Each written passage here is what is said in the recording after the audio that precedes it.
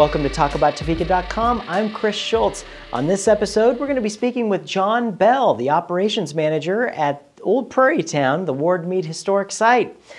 Sit back, relax, and enjoy this episode, which is brought to you in the comfort of your home or wherever you're watching us from, the WIBW channels, and the Break Room's new lunch experience. Check out their new menu at breakroomdowntown.com. It all starts right now.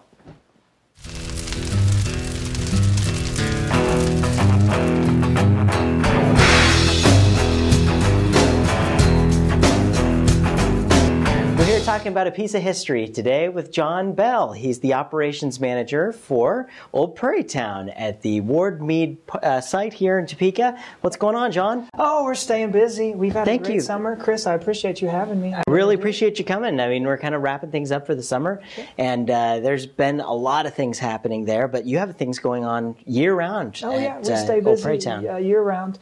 You know, we kick off our yearly events. We have 5 big events throughout the year. The first one is our Tulip Time Festival, and that's the spring event. And then we have the Kid Stampede, which is kind of celebrating anything and all things kid-related, and we incorporate it, you know, the pioneer history, so it's always a good time. And then we have Wheatstock, which is our Bluegrass Festival. And then we have our biggest event, which is Apple Festival. And then right before Christmas, we have Holiday Happenings, which is a Victorian dinner. We have little activities in all the buildings. It's a really special night, and it's just a good time to enjoy Old Prairie Town right before the holidays. Yeah, I want to get back to talking about that one, but Apple Festival is your biggest thing. What typically happens with Apple Festival? Oh, Apple Festival is our biggest event. We have about 8,000 people each year that come through the park. It's a one-day event. It's always the first Sunday in October. We have live entertainment. We have demonstrators demonstrating pioneer skills. Cool. Great food with beer rocks, turkey legs, pulled pork sandwiches. We have our Peddler's Village, which is our arts and crafts, and everything in that has to be handmade. So it's kind of a little bit different than some of the other arts and craft fairs that you may attend. So we try to keep everything as authentic as possible and keep in the old Prairie Town and the pioneer theme. You guys have a lot of things there. There's the mansion. You've got the general store. Tell us a little bit about the actual pieces that make the site. Sure.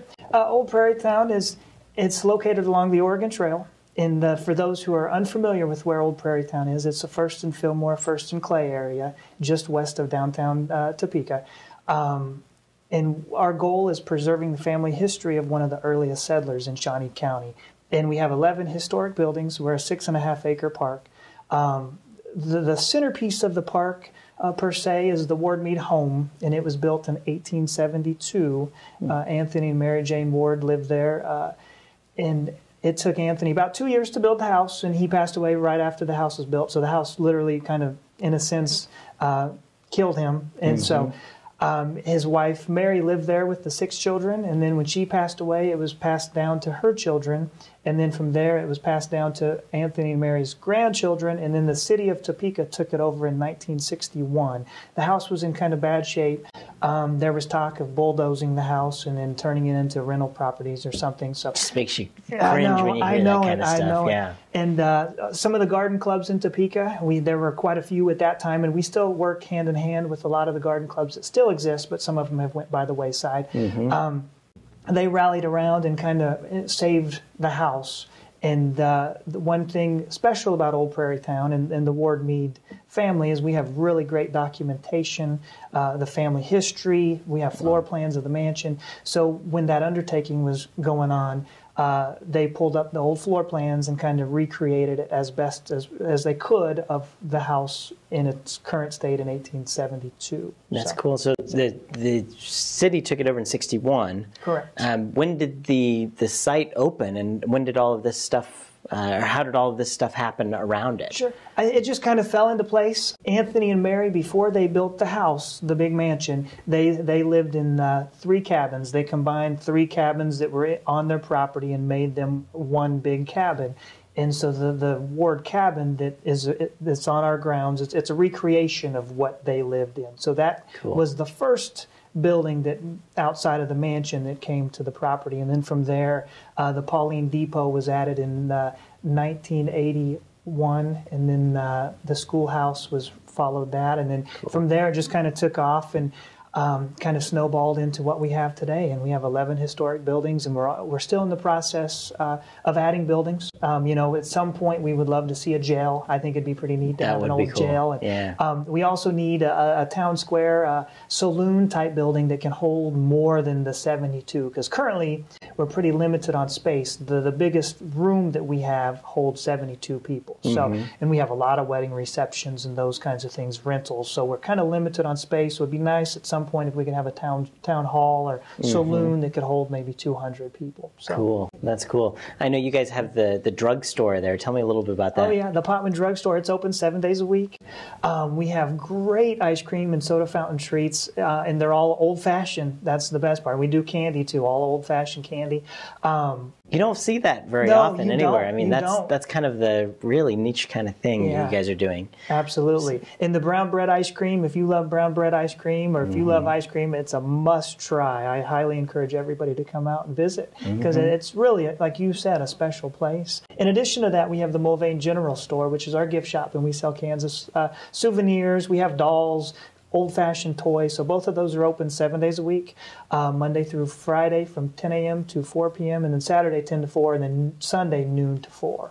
Very good. So you have the Apple Festival we were talking about, but then you have holiday happenings, which can you tell me a little bit about that? Holiday happenings, it's a Victorian dinner. It's all candlelit. It's in the evening, the first 2 weekends in December. So it's a Friday, Saturday, Friday, Saturday.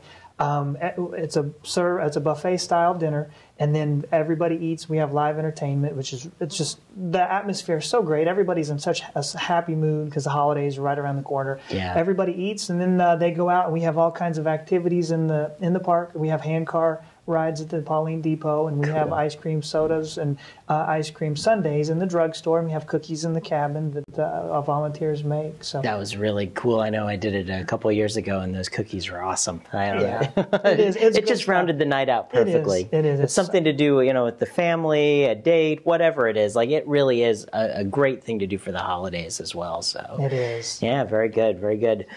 So anything new on the horizon? Like I said, we're always looking for new buildings and potentially new buildings with, the newest building or hopefully the newest building will be a town square saloon. We need a facility that can hold large amounts of people, 200 people, 250 people. Sure.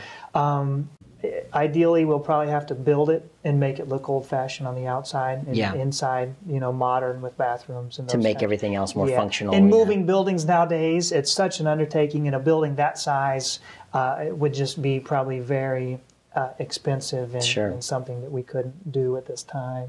So we're always looking for new buildings. Like I said, a jail would be a possibility too. Yeah. It's just sometimes things just fall in our place. The Everest Church was our newest building, and that was brought in 2002. So we're due for a new building. So there are a lot of people, there are volunteers that come and volunteer out there. Tell us a little bit about that process, how people can get involved with volunteering. Well, we're always looking for volunteers. Really, we couldn't function and operate the way we do without volunteers. We currently have 2 full-time employees, and we have 8 part-time employees. In all the events that we offer, the guided tours, when we have school groups come in, they're all volunteer-driven, and Apple Festival is a perfect example. We have about 300 volunteers that come in that day and volunteer their time and energy. So we need volunteers. We're always looking for new volunteers. It's a constant battle because so many organizations need volunteers. So you're kind of sharing volunteers and always looking, for new volunteers. So, but you've got a pretty cool thing. I mean, we do. People get to role play, they get to go in character, and it's just a lot of fun. It is, and we always encourage our volunteers, depending on what they're doing, but majority of the time to dress up in period fashion costumes, get a better sense of what it would be like to be living in the 1800s. Yeah. So, and what better than to have volunteers dressed up in costume. So. That's the way it works. It's a complete experience from the minute you walk in to the minute you walk out. You guys do a great job over there. John, thank you so much for joining us here. I really appreciate it. Yeah, and I can't let you leave until we do our notorious lightning round I was telling you about. That's why I came here. All right, good. Up for the challenge. That's all right. right. We're going to put 60 seconds on the clock, and then I'm going to ask you a bunch of silly questions, and you just tell me what pops to your head first. Sounds good. All right. First one is, ready, go. What is your favorite hobby? Playing basketball. Okay, good. Who's your favorite celebrity? That's a tough one. Johnny Depp. Right, good one. If Hollywood were to make a movie about your life, who would you want to play as the leading role? Oh, Brad Pitt. All right. Wouldn't we all? Yeah. I don't know. Let's see, what was your favorite TV show when you were a kid? Oh, probably Cheers. That's a good one. What's your favorite tourist attraction in Topeka? Prairie Town. Hey, there it is. And who's your favorite musical group?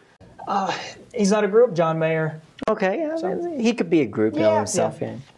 All right. If you were a salad, what kind of dressing would you have? Oh, ranch. I know, it's an all-American flavor that's right there. That's right. All right, let's see. And what is your favorite television show to watch every Tuesday night at 9:30 on my TV? Talk about Topeka. Hey, there it is. John, thanks so much for joining us. Yes, thank you for having me. Everyone, please get out and see Old Prairie Town. Check them out. You will not be disappointed, I guarantee you.